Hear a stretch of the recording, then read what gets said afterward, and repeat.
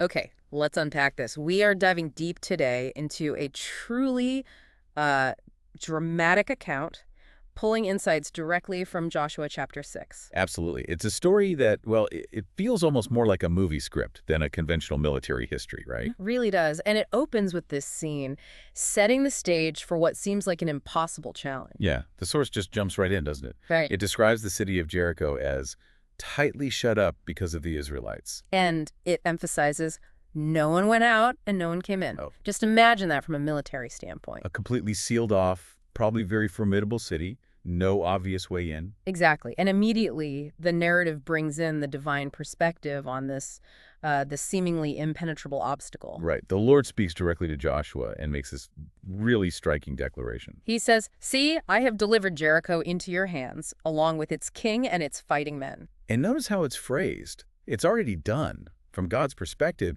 even before anything actually happens on the ground. That's fascinating, isn't it? And it completely shapes the action that follows. Because the victory is, well, already declared. So the plan isn't about standard military tactics to achieve victory. It's more like a set of instructions designed to demonstrate it. Yeah, instead of talking siege weapons or flanking maneuvers, the Lord lays out this plan centered on ritual, procession, symbolism, sound. It's completely counterintuitive to any, standard military thinking.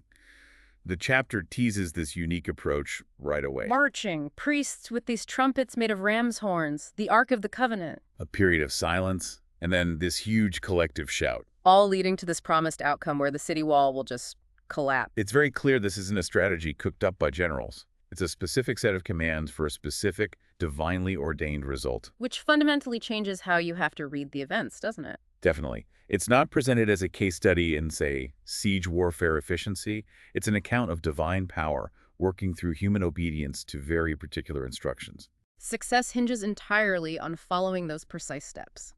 So let's really get into the details of those instructions, because they are meticulous. The Lord doesn't just say, go take the city. Not at all. It's broken down day by day who does what. Right. For the first phase, the command is clear. March around the city once with all the armed men. Just once. And repeat that single circuit for 6 days seems almost passive for a siege. Simple, repetitive, yeah. But the core of the procession isn't just the soldiers, is it? Crucially, no. The instructions specify have 7 priests carry trumpets of ram's horns in front of the ark. And that immediately elevates it beyond just a military parade. The priests, the ark, the physical symbol of God's presence in covenant. It signals this is a sacred act, a religious procession as much as maybe even more than a military one. And then the routine shifts dramatically on the 7th day. Things really intensify. Absolutely. The 7th day is the climax of the plan. The instruction, march around the city 7 times. Still with the priests blowing their trumpets during the circuits. And that number 7 just keeps appearing. 7 priests, 7 trumpets, circling 7 times on the 7th day. Which, in Scripture often symbolizes completeness or divine perfection. Mm-hmm. It hints that this is the culmination. Then comes that very specific trigger moment for the final action. The source says, when you hear them sound a long blast on the trumpets. That distinct long sound is the cue. And at that precise moment, the command is simple, unified, have all the people give a loud shout. And the promised result, extraordinary. Then the wall of the city will collapse and the people will go up, every man straight in. The actual taking of the city becomes just walking forward once the barrier is gone. It highlights that the collapse is the victory mechanism, not the assault itself. Now here's where it gets really interesting, thinking about faith and obedience. Joshua doesn't question this unconventional plan, not one bit. No debate, no hesitation. He immediately translates the divine command into action. The source says he called the priests and told them exactly what to do with the ark and trumpets. He also directs the people, laying out their roles clearly. Advance, march around the city with the armed guard going ahead of the ark. So Joshua acts as that direct channel, taking the divine blueprint and putting the complex logistics into motion right away. Sacred objects, military personnel, all coordinated. And the marching order itself is quite specific, built around the ark and priests. Correct. The source details it. Priests with trumpets go first, blowing them. The ark follows them. Then you have this layering. The armed guard marches ahead of the priests, blowing the trumpets. Protecting the sacred part of the procession, essentially. And the rear guard follows the ark, securing the back. And it notes the trumpets were sounding all this time during the march. That continuous sound from the priests is part of the ritual. But the people's role for those first 6 days is totally different. Ah, yes, the command for silence. That's a critical detail for most of the time. Joshua had commanded the people, "Do not give a war cry, do not raise your voices, do not say a word until the day I tell you to shout, then shout." Imagine the discipline required. Hundreds, maybe thousands, marching silently around an enemy city day after day. This silence over 6 days, it says something about the obedience required here, doesn't it? It really does. Their job wasn't to intimidate or engage initially, it was just to follow the ritual precisely, including staying totally silent. Even while doing something that must have felt, well, exposed, maybe even vulnerable to the people inside the walls. It demanded patience, trust in the instruction itself. And the source describes that methodical routine for the 6 days. Circle once, return to camp, spend the night. And it wasn't casual. Joshua got up early the next morning. The priest took up the ark, repeat. Consistency, strict adherence was fundamental. Which makes that switch on the 7th day so significant, the whole rhythm changes. On the 7th day, they got up at daybreak. That suggests urgency, right? Yep. A heightened purpose. And marched around the city 7 times in the same manner, except that on that day they circled the city 7 times. 7 circuits on the 7th day. You can't miss the pattern. The tension must have been incredible during those final rounds. And then on that last circuit, the 7th time around, the signal comes. When the priests sounded the trumpet blast, Joshua commanded the people, "Shout, for the Lord has given you the city." That's the moment. The 6 days of disciplined silence erupting into this single, unified, explosive roar. It's the coordinated human action prescribed to align perfectly with the divine timing signaled by the trumpet.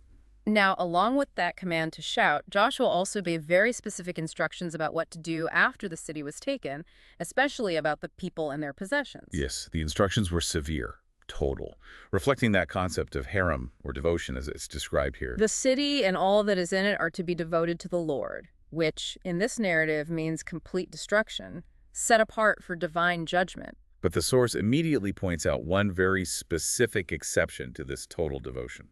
Right. It explicitly states, "Only Rahab the prostitute and all who are with her in her house shall be spared, because she hid the spies we sent." This is a direct payoff, fulfilling the oath the spies made to Rahab earlier. Her survival is linked directly to her actions helping them. A really pointed contrast to the fate of everyone else in the city. And there was also a strict warning about touching anything designated as devoted. A very serious one, with consequences for the whole camp. Joshua warned, "But keep away from the devoted things." So that you will not bring about your own destruction by taking any of them. Taking those things would make the entire camp liable to destruction and bring trouble on it. It underscores that devotion isn't just about Jericho's fate, it's a test of Israel's obedience too. And mishandling it has dire consequences. We see that later with Achan. Exactly. However, certain valuable items were treated differently, weren't they? Yes, a specific category was exempted from destruction, but set aside for sacred use. All the silver and gold and the articles of bronze and iron are sacred to the Lord and must go into his treasury. So, not plunder for the soldiers, but consecrated, added to the religious wealth of the community. Again, emphasizing the sacred nature of this event. And then the climax, described with stark simplicity, a clear cause and effect. It's presented as the direct result of that final command and action.